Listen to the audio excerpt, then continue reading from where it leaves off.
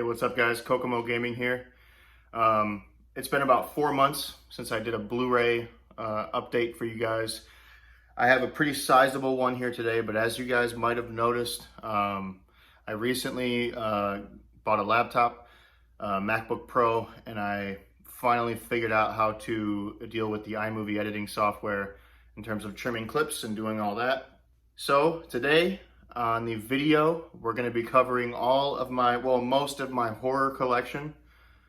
These range from series that I have the entire series of, or I'm going to be doing just standalone movies or individual box sets that I got that are like collector's editions or whatever. So I hope you guys enjoy. If you enjoyed the video, leave a like on it, leave a comment, share it, and click the bell icon for notifications, so that you're notified whenever I upload future videos.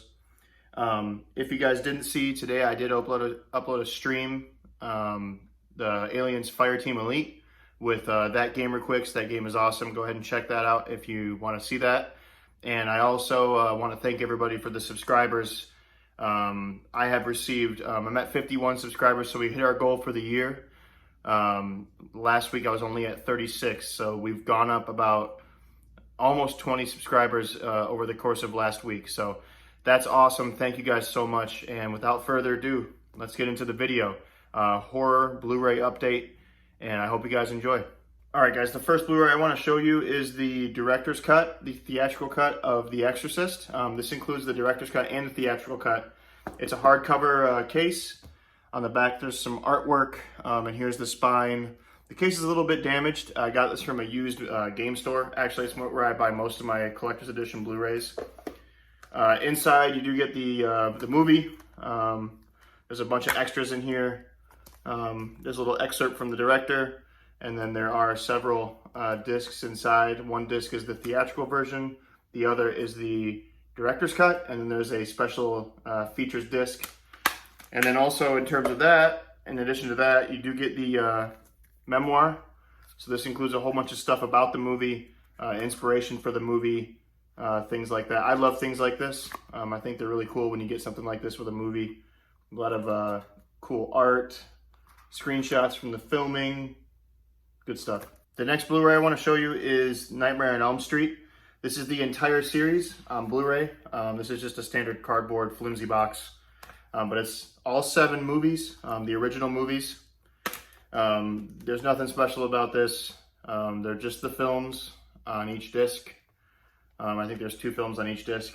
Not a lot of special features on this. There are a few, but not very many in terms of my other collector's items. But you can't beat it for the price. It was only like $20, and this is an absolute classic. The first 3 movies are awesome. After that, they're not worth your time. But, you know, that's how it goes with most late 70s to mid 80s horror movies. They started good, and then as they went on, they just kept releasing them, and they went straight to DVD, and then yeah, so classic. The next Blu-ray I want to show you is a 4K Blu-ray that I got at Walmart. Actually, I believe I got it at Walmart. It's American Psycho. This is with Christian Bale. This movie's awesome. It's about a serial killer. I'm gonna show you the back real quick. This is the 4K version. Let me get this out of the way here.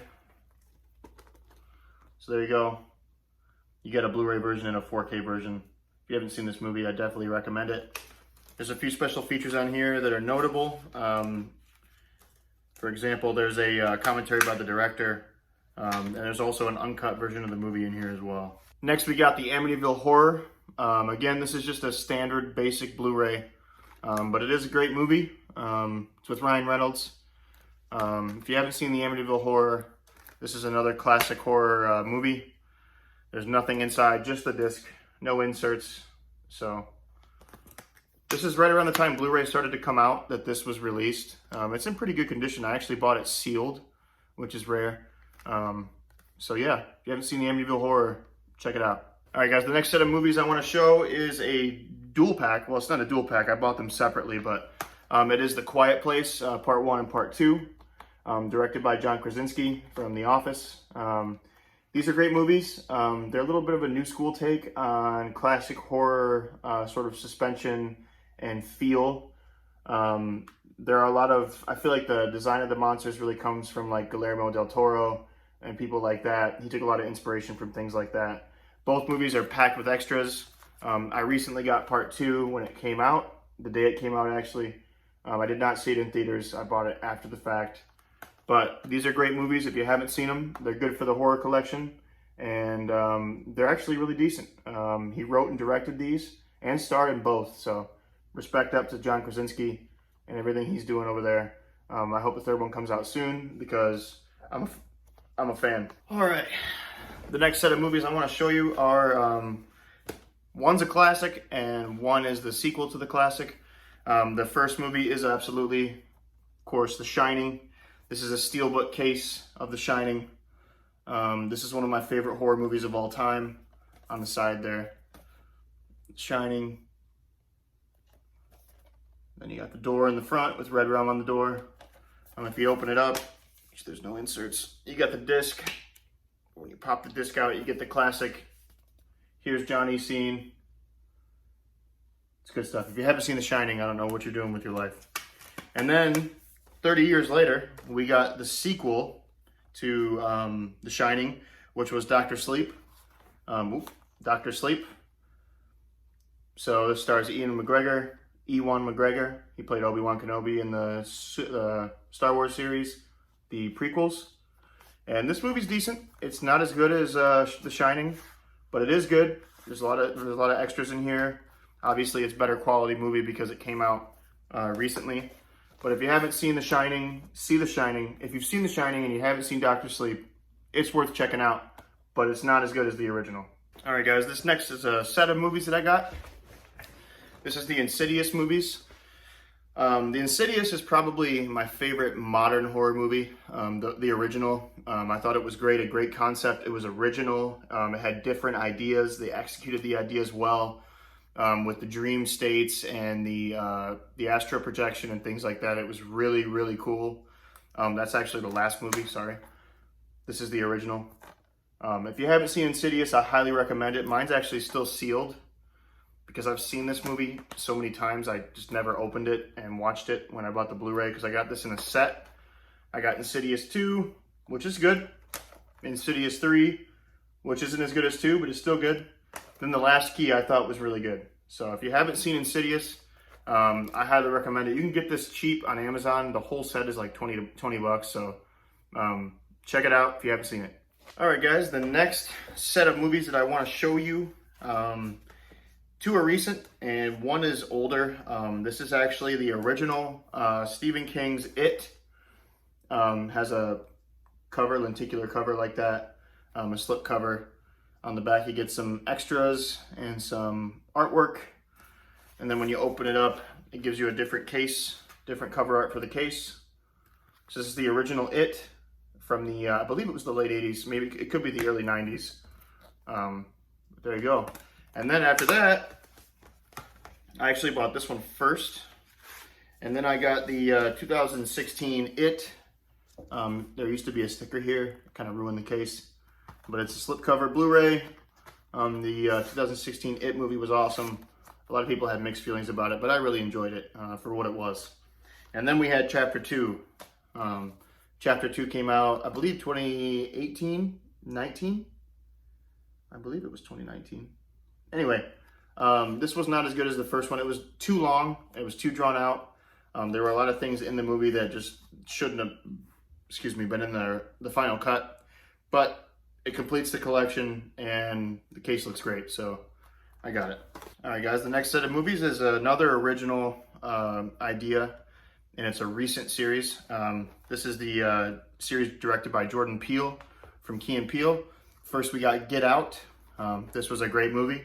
Again, original concept, great ideas, executed well, filmed very well, and it was an idea that could have very easily been cliche or boring, but they executed it very well and it turned out great. And then after this one, we got Us. This one I enjoyed a little bit less than Get Out, but it's still good. A lot of really creepy things in this movie. And they tackle some real world issues within the story. So if you're into stuff like that, it completes the collection for me. And so I enjoyed it. It was a good switch from the original Get Out. It isn't a direct sequel. It's just a different story by the same director, but it's similar in terms of directing style, filming style, and iconography. So if you enjoyed Get Out, you'll enjoy Us. There you go. All right, guys, the next movie I'm going to show you is Hereditary. This movie was okay. It is a recent film. A lot of good extras on here. To be honest with you, I can't even remember the story or the plot of the movie, but I got it because it was cheap. It was like $7. The disc is loose here.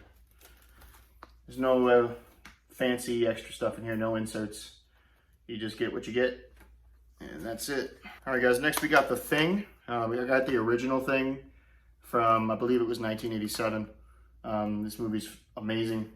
If you haven't seen The Thing, this is more like sci-fi horror, so I was reluctant to share it in this review, but I do think it is horror, especially the original.